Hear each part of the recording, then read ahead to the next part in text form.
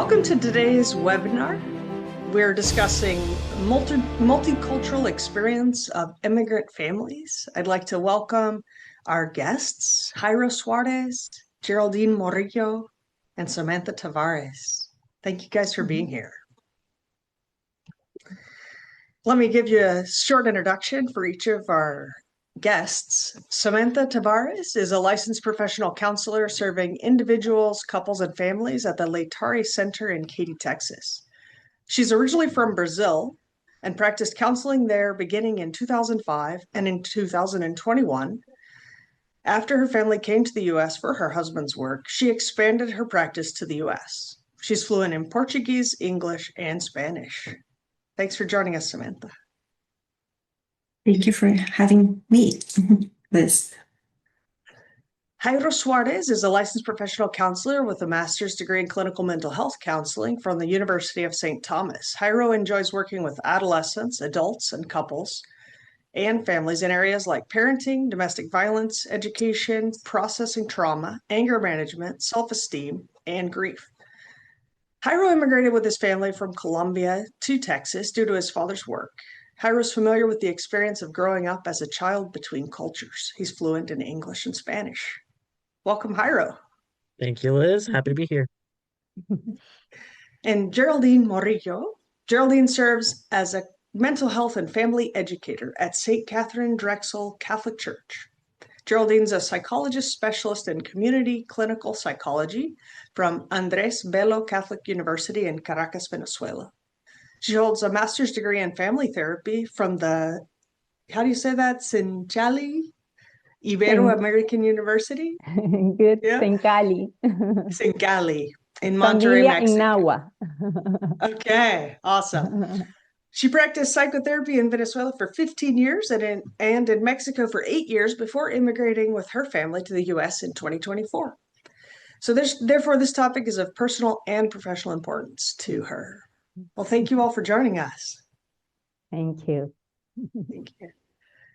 So as we talk about immigrant families and the multicultural experience, what are we talking about? What is this topic about? Geraldine, did you want to answer that maybe to start?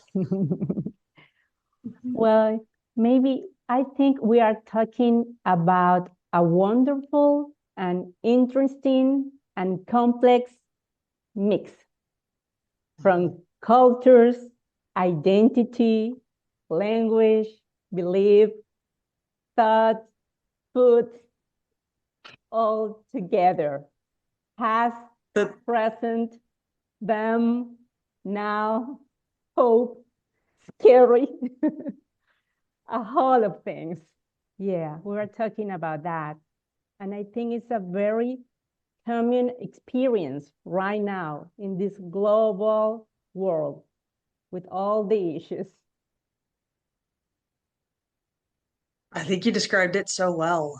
And I really love the quote that you referred for us for this topic. I believe it was, let's see, to migrate. Brave decisions motivated by a dream, which always begins with a nightmare. From Carlos Dorado. Yeah. Perhaps some people's experience doesn't begin with a nightmare, but I have heard a lot of stories that really you have to have a very strong motivating factor to leave your home country, right? So, yeah. Well, would anybody else like to chime in on what we're talking about, or maybe some examples of that helps us to specify the topic of this webinar? Yes, Liz, maybe I can continue to comment about this sentence, right? Because when we experience in migration with our families, of course, there are different stories, and each of our experiences is individual, right? But there is always a lot of grief in leaving your original culture, and a lot of adaptation and flexibility and openness to adjust ourselves to this new culture, right? So when I think about this theme, I think about how can we learn to create home as something internal? Yeah, so we can feel at home wherever we are. We don't attach home to our country or to our culture, but to really what means to us to feel the sense of belonging and to feel the sense of familiarity with people where we are, right?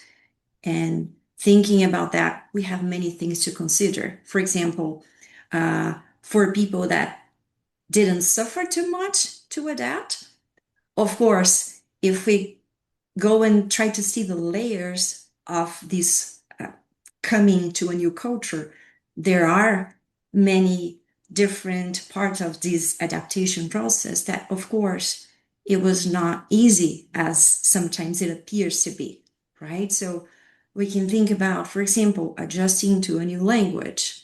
For parents, which I see a lot, there are our expectations that are based in our traditions, in our cultures, and the completely different culture where our children are inserted in. So they will have different expectations. They will have sometimes different communities, values.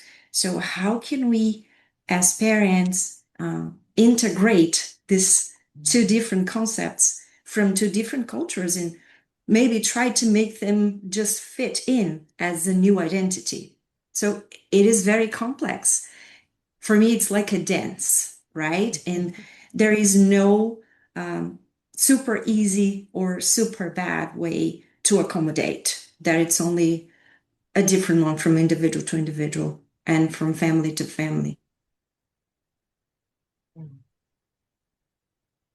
That's beautiful. Jairo, did you want to add anything?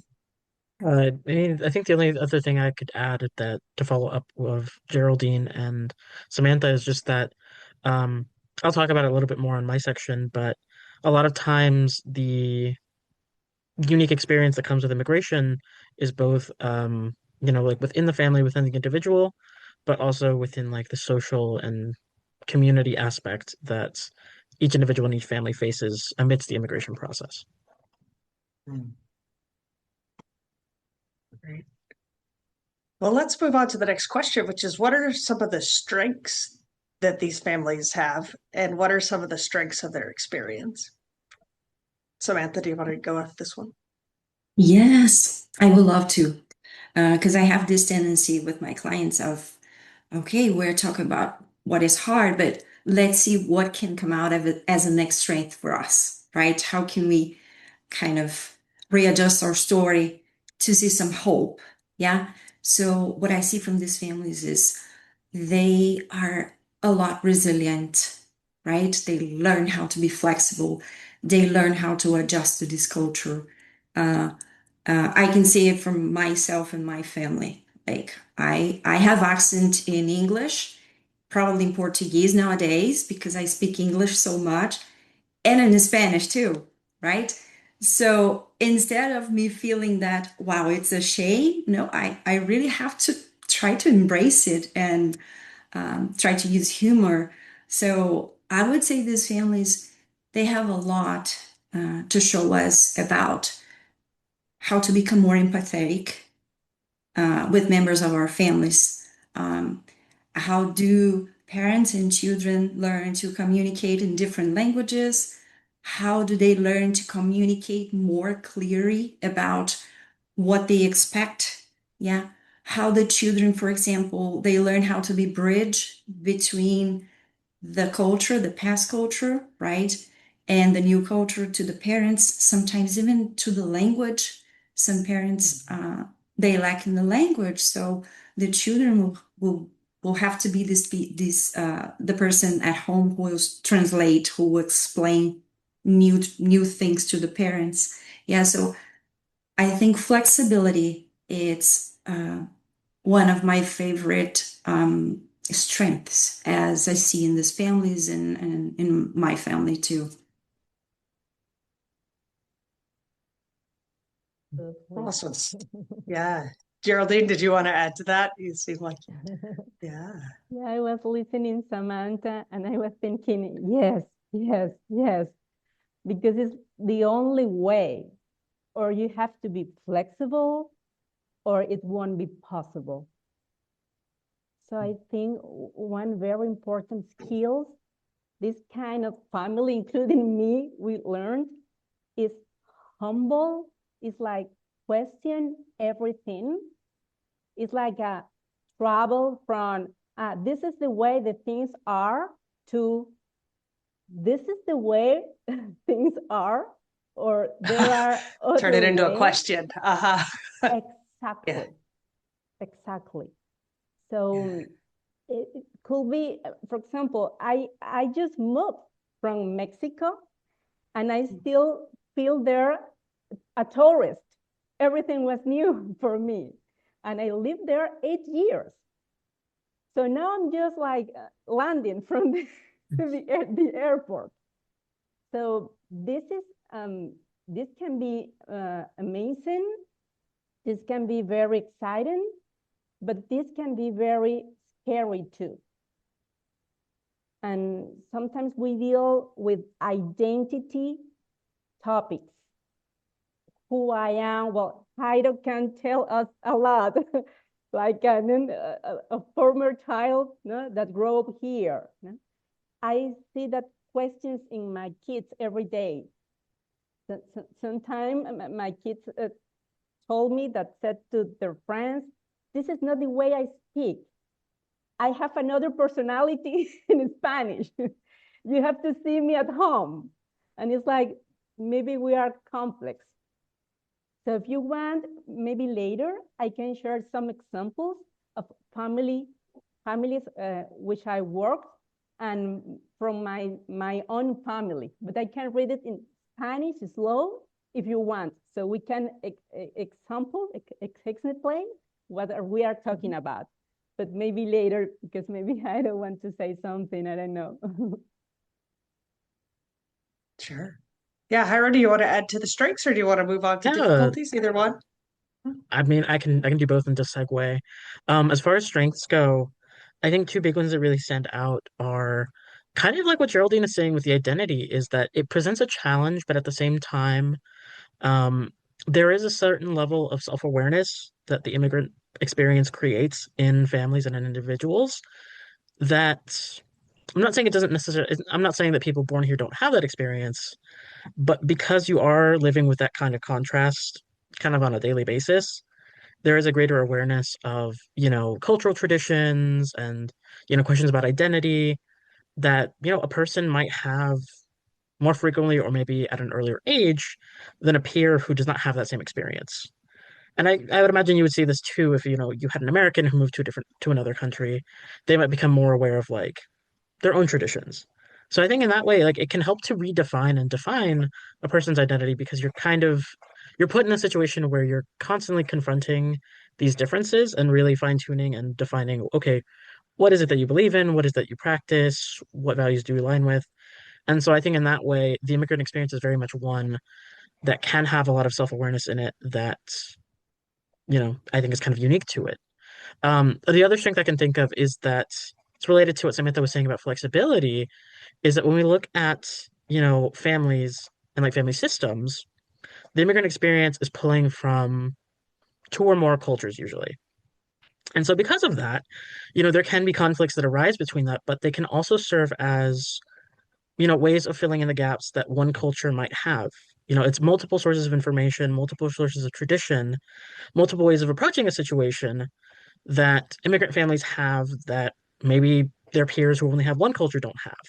Right? Like if one culture has certain stigmas around specific mental health issues, right? Maybe the other culture you're growing up with, the other culture you're experiencing, or the other culture you are trying to assimilate to or adapt to says something different. And maybe that new information is actually more beneficial for the family or more beneficial for the individual who is trying to overcome some kind of mental health stigma. I know I get that a lot from a lot of my clients that, they come from countries where they come from countries and they come from times where, Yeah. getting mental health was stigmatized. And being here, at least, there is a lot less stigma. So that's just also something I think about as strengths. Um, but like y'all said, we've talked about, challenges that are unique to this. and there are numerous challenges and difficulties that can come to families and individuals going through the immigration process and in the immigrant experience. I think, some highlighted ones are, the difficulty with adapting, language barriers, right? Not everyone has the luxury of coming as a very young child and learning the language as a child.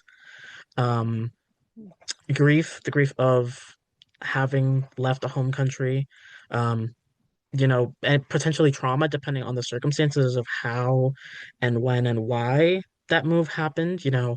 A lot of immigrants in this country and in a lot of parts of the world are not just immigrants, but refugees. And the refugee experience is one that by necessity is going to potentially have some degree of trauma associated with it, whether it's fleeing crime or war or some other kind of violence. Um, the immigrant population also does not have the same access to certain legal protections because maybe they don't know the legal system that well compared to people born here. And so, therefore, it is not uncommon for people in immigrant families to be vulnerable to things like abuse or exploitation, whether it's by family members, by employers, um, by strangers, right? The other common difficulty I experience with the couples and adults and adolescents and children and families that I work with is, the whole like economic occupational side of this whole transition that Yes. you think about how difficult I'll give the example of our field, right? In our field, it can be a while if you decide to move just within across state lines, right? Like if I wanted to move from, say, here in Texas to, say, north to Oklahoma, it's just one state over, right? But even then, like that can take a while for me to be able to work and practice with the degree that I have. And that's just within the same country. A lot of times when people are coming to the United States from a different country or immigrating to another country, it can often be a challenge to transfer over not necessarily the skills, but the credentials professionally to be able to work to the same degree and at the same level that they were working in their home country. So oftentimes, especially like working out in Katy, I do get folks from countries where they were working with a professional degree or with a licensure, and because it is either very difficult or very expensive to transfer over those credentials, they have to work very different jobs than what they're expecting. And so that can bring with it, feelings around, kind of grief of loss of expectations, frustration with, not living up to the standard of living that they might have had in their home country, just to name a few. Absolutely. In a sense, especially if well, now it's not just men who provide for families, right? But especially a male who has been the provider, had an engineering degree or some kind of high level degree in their country, and they come here and the best job they can get is a wage job, wage earning job. It's a very big blow to your ego. It's a very big blow to your family income. It is really, really hard. And then I think that can lead into vices and things that people do to cope that is unfortunate, right? Yeah. Samantha kind of mentioned this earlier, the clash of raising children and teens in the American culture, which is different from uh, many other cultures, and then the wanting to preserve our family culture and yet having so many external influences that might bring in things that are contrary to our culture or don't quite fit with the way that we want our family culture to be. I often see that with young people that I'm seeing. The parents will bring in the young person. And they're like, "Please fix my kid. He's going down the tubes," and um, I think that's something that's really hard to navigate, right? This, how do we help our children become independent and assimilate and yet maintain what is good of our culture and what is pertinent to our family, right? Yeah. Yeah. Yeah. I think, I'm sorry. Liz, I was gonna say, I think it's a call for us as parents to honor this idea that we have about our culture and to bring this mix to our kids, right? So if we're like, just think about having small traditions, putting together your faith, the faith from that you brought from your country, from the faith you are kind of experiencing here, the community, and it's up to us try to manage this balance between what we have that it's precious from our original culture to what we have been experiencing here, and to make this make sense to them, right? To let them know what is past of their parents' history, that it's important and that the parents and the family chose to bring in and to continue to honor here in this new culture, in this new life. Let's say that, right? So we can see that, for example, in maintaining old traditions, when you go visit your country, or if you have pictures, show to your kids about the parties, about the festivities, about the dances. Yeah, let them know what is this that it's behind their parents, that the parents still see value in bringing this to them nowadays. And usually they see this as something super cool because it makes them feel different from the colleagues, depending on the age, of course, right? So they tend to feel, I don't know if you felt this way, Jairo, but a lot of the younger kids that I see, or the teenagers, they really see proud in having this little things that is different, and its connection between this culture here and the past culture, right? Absolutely, Samantha. And I think the sense of humor is very important in all Yes. the situation. I want to share with you some situation in my family because we are like a social experiment. I I will read it in Spanish, okay? And then, Liz, if you can help me as Samantha how to translate, or I will do it, but I will read it exactly that way. This is true. I have some quotes from people I know and clients I see, but I think I will read mine. So, mi propia Sounds good. familia, mi propia familia, somos una especie de experimento social. Ambos miembros de la pareja somos venezolanos, pero mi esposo es hijo de padre alemán y madre española.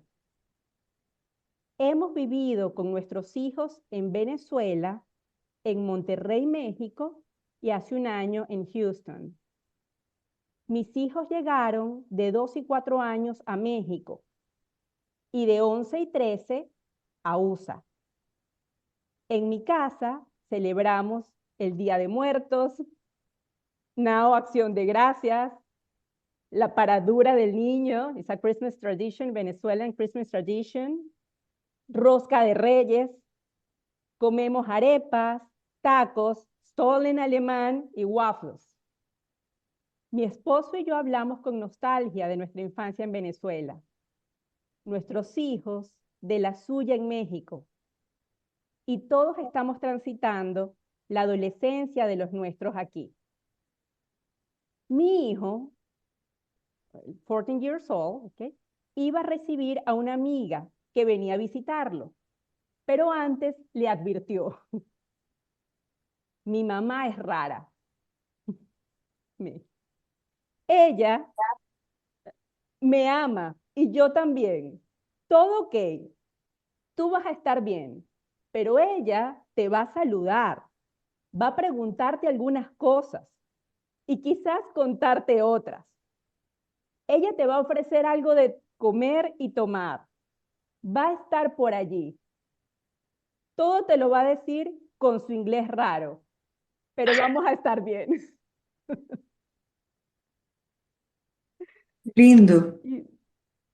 It's like that mix. Just arriving US and the bus stop was raining a lot and I have an umbrella. So I went with my kids. They didn't want it, but we just have been 1 week.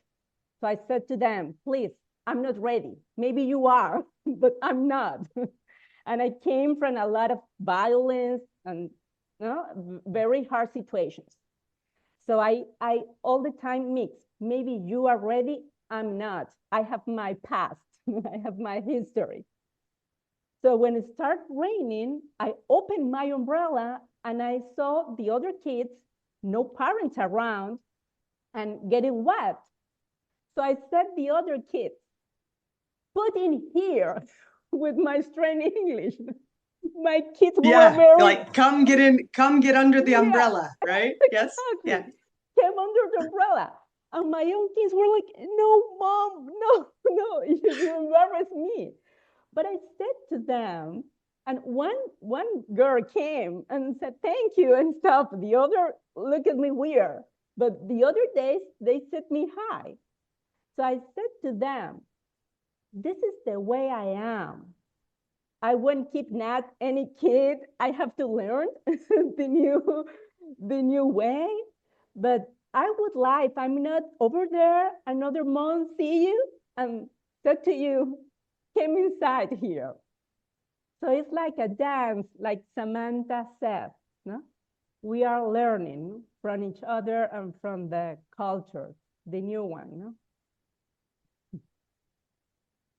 That's a beautiful example of the warmth of Latin culture that cares and invites, and everyone is welcome, right? And also how it can be distressing to the younger generation, the way that our parents would act, right? According if they know it goes maybe against a cultural norm or a way of behaving of a typical I don't know, Anglo-Saxon American, that we're also like cold, But yeah.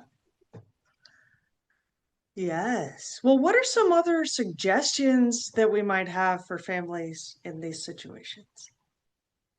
I think with what Geraldine was sharing, it made me also think about how sometimes with parents, something that can be really helpful too is to get a little imaginative when their children and their teens share with them. Because I think sometimes what can get forgotten is that because the lifestyle can change so drastically, right? Like what parents experienced or grandparents experienced can be really, really different in their children and adolescent, and their childhood and adolescence can be vastly different from what their children are experiencing during their adolescence. And sometimes like that's by necessity, right? Like if we're talking about families immigrating so that their children have a better, less violent life, sometimes parents forget that that was why they made that choice. And sometimes I've seen my parents get frustrated with their children for, being upset about certain hardships they face here when that was part of the point of making the transition. And so sometimes I have to remind parents to think about, okay, well, imagine, a hard situation that you experience at their age and try to imagine that they're experiencing like try to remember how you felt in that. And to try to bridge that gap, not so much in terms of like direct experiences, but sometimes what those experiences mean and how they affect each other. It's kind of similar to parents sharing their experiences in their home countries with their children so that their children have a better idea of what their parents went through to get here. I think sometimes parents doing the same but in the other direction can help families come together and really understand each other. Because it's almost like, yeah, if I grew up in if your parents grew up in a rancho in Mexico and everybody knew each other and so you couldn't, mess around or get in trouble, right? Like that's not an experience that kids are going to have. But you know what? It's actually not that different from, say, how social media works, right? Like where everybody knows everything, right? And so it's like kind of make connecting the dots, not so much in terms of like the literal meaning of things, but sometimes the kind of like the metaphorical significance of it. The deeper emotional significance can help families. And I was hearing what you're sharing, Jairo, about the value of validating your kiddo's experience. Like maybe I could see how it's hard for you that all of your friends are ignoring you, Hmm. right? Like, yes, that has no comparison to what I experienced in my childhood, but what you were saying is like, that's why I have you here. Like, we are here making all these sacrifices with our family so that you won't experience the hardships that I experienced. You know, yeah, keeping that in mind. Do y'all have any suggestions for facilitating conversation between generations like that? Like making it easier to have conversations where you understand each other better, or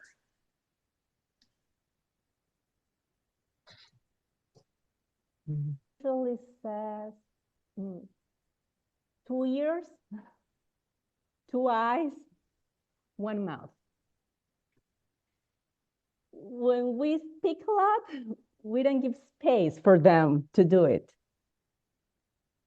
So I think it's like important, just like be around and like be around and like try to see the cues and listen, and by the experience, by the jokes, by what they say, just like be around.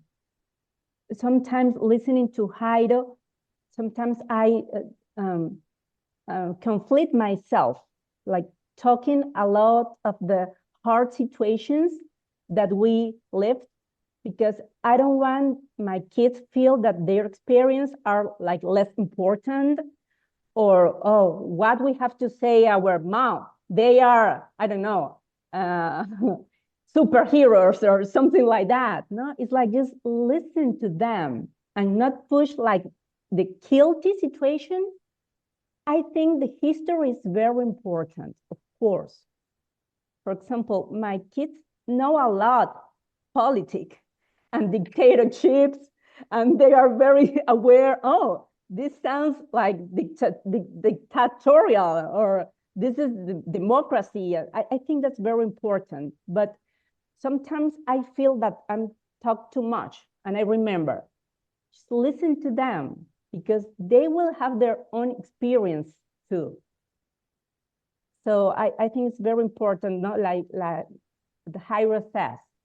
If we are around, they will know, because they will listen. For example, no, my husband and me talking about our family past, our family in Venezuela or in Mexico. No, they know that we are following the news, but they have news too. I think that's important, that our history don't like overwhelm theirs.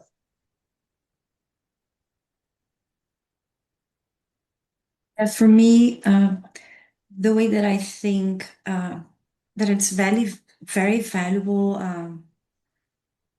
adding just to what Geraldine and Jairo shared, it's of course about communication. So I think it's when we are in a different culture and we are raising kids in a different culture, is one more thing that we have to be aware that we'll have to kind of explore with them, right?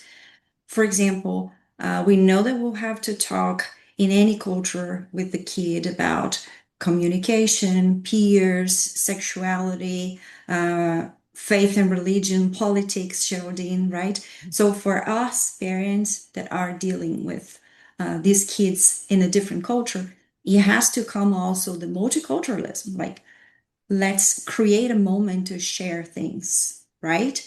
And can be like small things, like can you share with me a new word, a word that you know that I don't know yet, and maybe you're going to explain to me the meaning of this word, and then from the word you can ask, oh, where did you hear this for the first time? Was it when you were playing with a friend? Was it when you were reading something? Asking about their daily lives, for example, right? It always reminds us of what we had to do or to deal with when we had their ages. Yeah, so we'll see that they're learning mathematics differently than we learned in the past.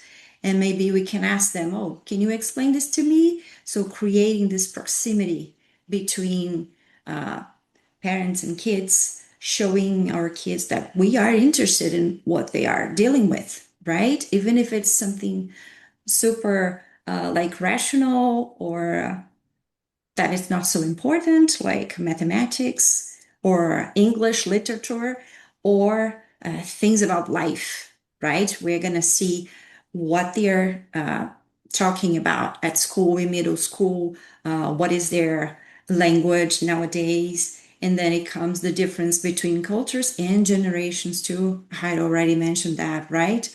So we'll have to learn with them too. So about communicating is we'll have to be able to always create this space to communicate, right? Really showing interest about what they are experiencing and learning from them too.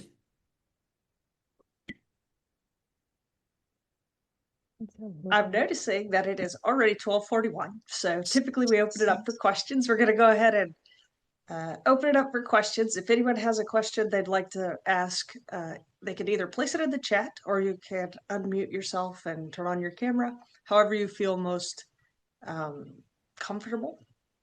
The first question would be, I've noticed that we have some guests in the audience who are in ministry, and they want to know, how do we support families, immigrant families, in the best way possible in a position of ministry within the church?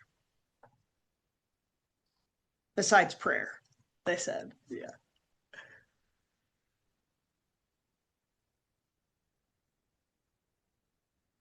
My initial thought is similar to what Geraldine said for how to encourage conversations, which is, by listening, right? Really, really sitting down with these families in your community, hearing what specific difficulties or specific needs they have.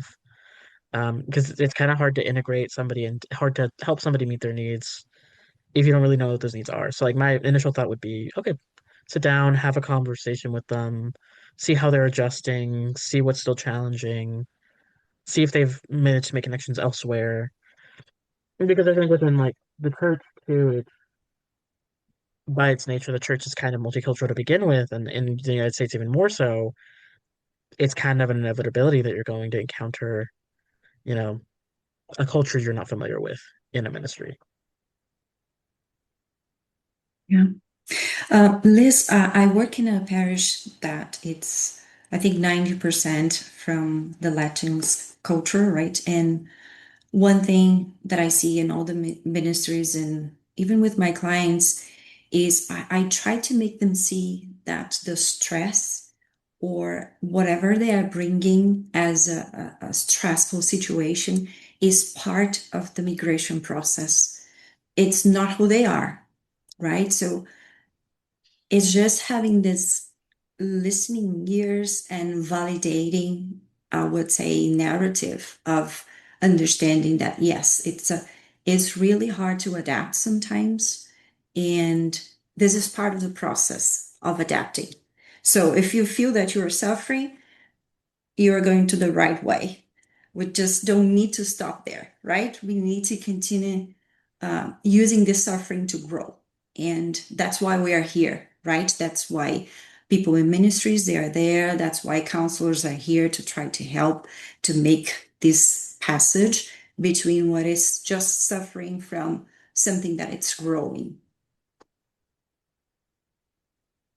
Yeah, to turn into something. Go ahead, Geraldine. I don't want to stop you. Go ahead. Yeah, no, yeah. It's like Jairo said, first listen what the needs are. Like Samantha says, migration is a hard thing. So a lot of symptoms could be associated with the regular process. And I think that's very important too, like the home that you can translate, and home or suitcase is the past skills, the past history. Everything was there. We can bring it. Maybe you won't work in the same work that you used to do, or life is going to be different, but you don't forget your past. You are part of your past and your present. And I think they are very different types of migration, okay? We can talk about very extreme situations, very dangerous and very terrible, like nightmares or not, or situations that people came for be better, or some people just came for half a life. Yeah. So we are talking about very different kind of scenarios, but we are always talking about grief. Grief. And I think, and hope. And hope, I okay. think it's important, like welcome the grief. Is like you don't have to cut, I forget the name, I have a lapsus now, puente in English? Bridge. The bridge. Bridge. Exactly. It's not about cut the bridge. It's like going through them and now. And if sometimes they feel sad because they remember I'm talking maybe about me. Yes. Us, immigrant, we remember some things of our past. Don't block that. Like allowed to cry and hope. Sometimes it's very hard for the people that leave their families to see their families by camera, and they prefer, no, I don't want to see that, and I don't want to feel pain. And that's worse because they can't traumatized. It's like getting in touch with the grief and it will live. It's like that, no? Like some, sons and histories and traditions, and maybe cry and laugh and be open to build a new ones. Like that, like just walk through the bridge, don't cut it. I think that's important.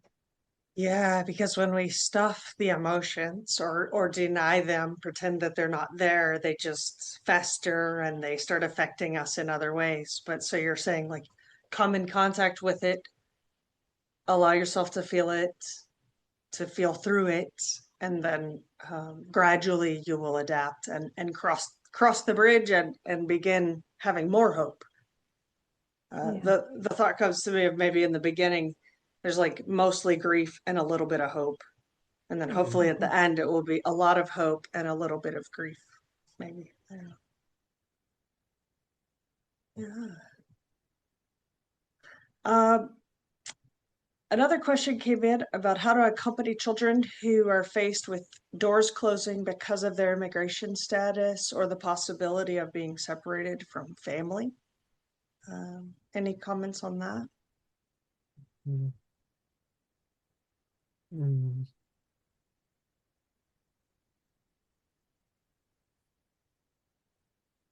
Mm. So maybe I can give you an example. Jairo, you can continue to think why I'm gonna just jump in because it reminded me about a family that I used to see, and the children was like one of the child was the one who was very much suffering to adapt, and he was facing this idea and the feeling of discrimination, even because he didn't know the language. He wouldn't communicate at school, he wouldn't make new friends, and they needed at first my support was more for them, like to try to see resources they could just try to find to help this transition to happen, right? So, for example, I was the one contacting the school counselor, asking the school counselor for some guidance to this family, to this boy. I told them about the ESL programs that the school district offers.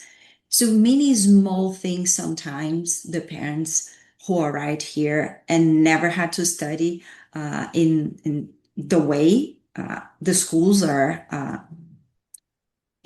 here, they don't know about these resources they can use. They don't know about how to handle these small things. And just by doing this, the small suggestions and to contacting the school district and providing some therapy, I think in a month, this boy was able to make new friends. He started to talk, to speak in English. All of that really scary reality that they were facing kind of was removed from a bit, right? So sometimes, yes, I think is more a hands-on thing, try to find people who know more than you, who had more experience than you, and just ask for suggestions, ask for guidance, and probably this is the first step to help families like that one, the children you asked us about. Thanks. Yeah.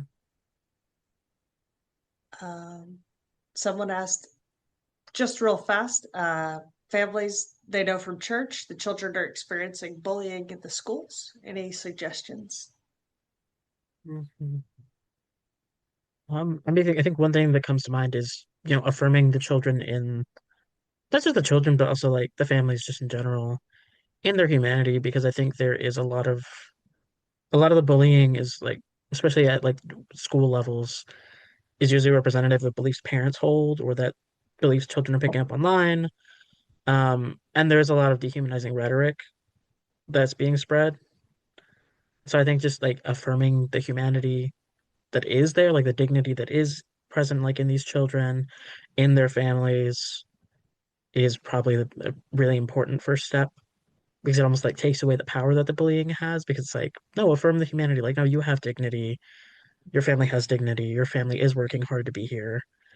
You do have, like, you are here. Right, that's right, Yes. Jairo. Yes.